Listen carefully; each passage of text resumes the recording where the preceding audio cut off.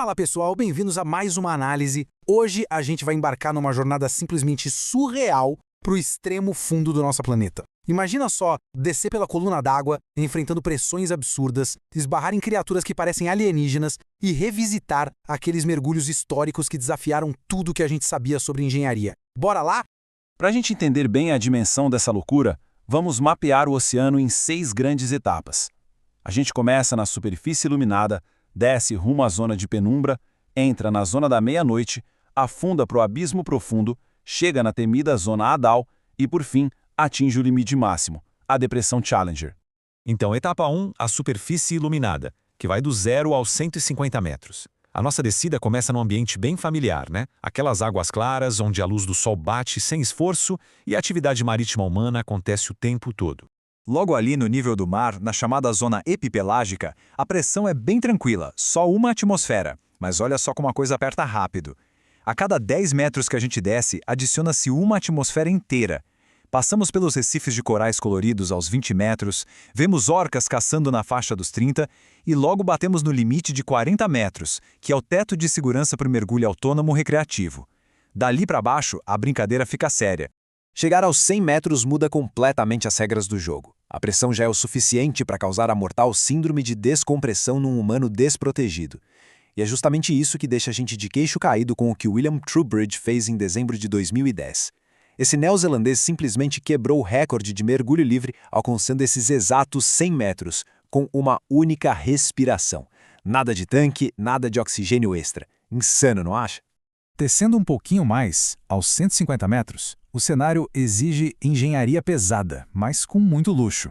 É aqui que seria possível cruzar com o Nautilus, um iate submarino de 37,5 metros que custa a bagatela de 24,5 milhões de dólares. O bicho tem até suíte master com piso transparente e vista panorâmica e pode viajar submerso por 12 horas seguidas totalmente independente. Etapa 2. Rumo à zona de penumbra. Dos 200 aos 900 metros. Passando a marca dos 200, aquele azul clarinho e reconfortante apaga de vez. É o sinal verde de que estamos entrando num reino cada vez mais escuro e misterioso.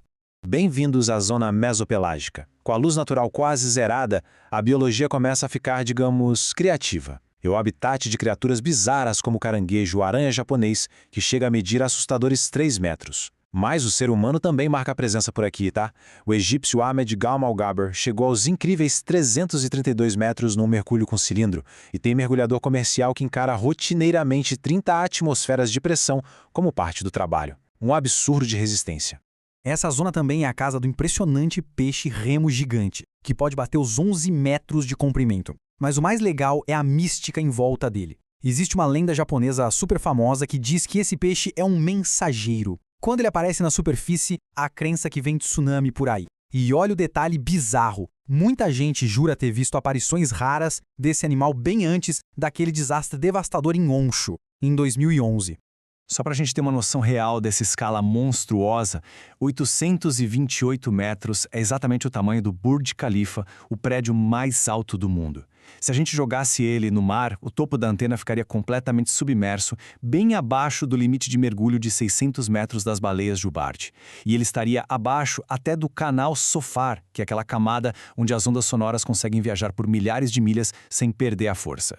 E olha os contrastes dramáticos dessa região de penumbra. Por um lado, foi palco do resgate humano em submarino mais profundo da história, a 480 metros, lá em 1973. Por outro lado, se a gente afundar até os 900 metros, chegamos no território da lendária lula gigante, um monstro de 1 tonelada. Acredita que esse animal formidável só foi finalmente filmado no seu habitat natural em 2012 pela NHK e pelo Discovery Channel? Etapa 3, a zona da meia-noite, indo de 1.000 a 3.870 metros. Cruzar a linha dos 1.000 metros é basicamente mergulhar num pesadelo de escuridão total. A partir daqui, a natureza não tem pena nenhuma.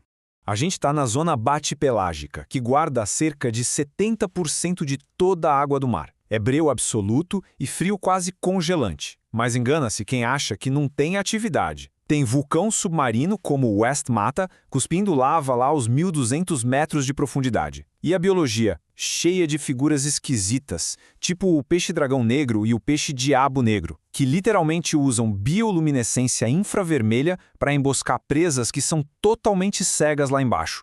Descendo para 2.700 metros, a gente encontra o engolidor preto. Esse peixinho de 25 centímetros parece inofensivo, mas ele engole presas até 10 vezes maiores que ele mesmo. E o mais chocante é pensar que ele vive a sua rotina bem abaixo da zona de caça das cachalotes, aqueles cetáceos gigantes de 80 toneladas que mergulham nessas águas escuras atrás de comida. Chegamos na etapa 4, o abismo profundo, dos 4.000 aos 5.700 metros.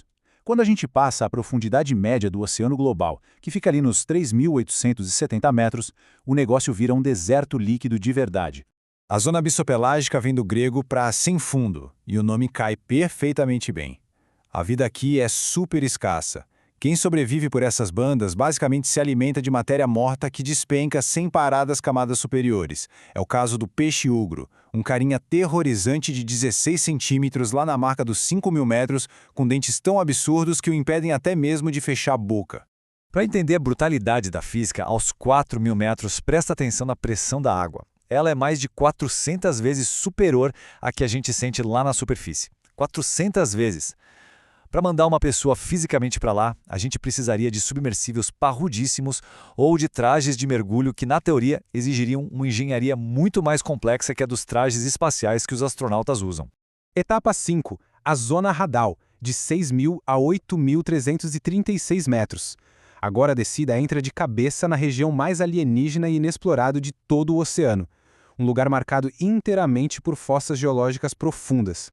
O nome Radal vem de Hades, o famoso deus do submundo na mitologia grega, e não poderia ser mais apropriado. Mas, incrivelmente, tem vida lá, dominada por extremófilos absurdamente resistentes. E não é só biologia. Esse deserto subaquático é um gigantesco e silencioso cemitério, o lugar de descanso definitivo para inúmeras tragédias marítimas históricas que se espalham esquecidas no fundo.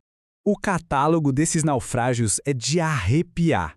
Para recapitular, a gente deixou para trás os destroços do Titanic e daquele submersível Titã na marca de 3.810 metros.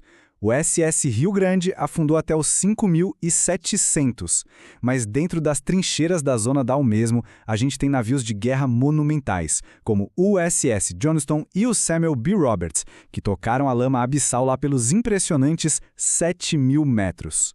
E caindo um pouco mais nesse abismo, chegamos no número mágico 8.336 metros. Pessoal, esse limite não é brincadeira.